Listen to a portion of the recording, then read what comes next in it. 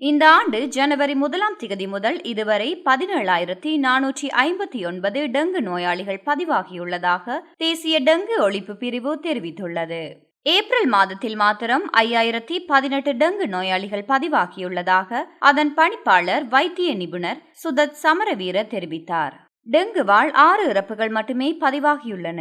ஆனால் இந்த ஆண்டு ஏப்ரல் மாதத்தில் 5,018 பேர் பதிவாகியுள்ளனர். கடந்த சில வாரங்களாக தினசரி அடிப்படையில் டெங்கு நோயாளிகளின் எண்ணிக்கை படிப்படியாக அதிகரித்து வருவதை அவதானிக்கின்றோம். தற்போதைய வானிலை நிலவரத்தாலும் தென்மேற்கு பருவமழை பெய்யும் என எதிர்பார்க்கப்படுவதாலும் எதிர்காலத்தில் டெங்கு நோயாளிகளின் எண்ணிக்கை அதிகரிக்கும் அபாயம் உள்ளது.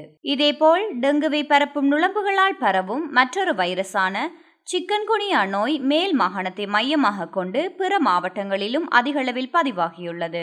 எதிர்காலத்தில் நுளம்புகள் மூலம் பரவும் நோய்கள் ஏற்படும் அபாயம் இருப்பதால் சுகாதார பணிப்பாளர் மே மாதத்தை விசேட நுளம்பு கட்டுப்பாட்டு மாதமாக அறிவித்துள்ளார். வாரத்தில் ஒரு நாள் குறிப்பாக அரசு மற்றும் தனியார் நிறுவனங்கள், பாடசாலைகள், கட்டுமான தளங்கள் மற்றும் மத வழிபாட்டு தலங்களில் நுளம்புகள் பெருகும் இடங்களை அளிப்பதில் அனைவரும் தங்கள் கவனத்தை செலுத்துவார்கள் என்றும் நாங்கள் நம்புகின்றோம். நுளம்புகள் இனப்பெருக்கம் செய்யும் பகுதிகளை தொடர்ந்து புறக்கணித்து வரும் எந்தவொரு வீடு அல்லது நிறுவனத்திற்கும் எதிராக சட்டம் அமுல்படுத்தப்படும் என்றும் நாங்கள் நம்புகின்றோம் என்றார்.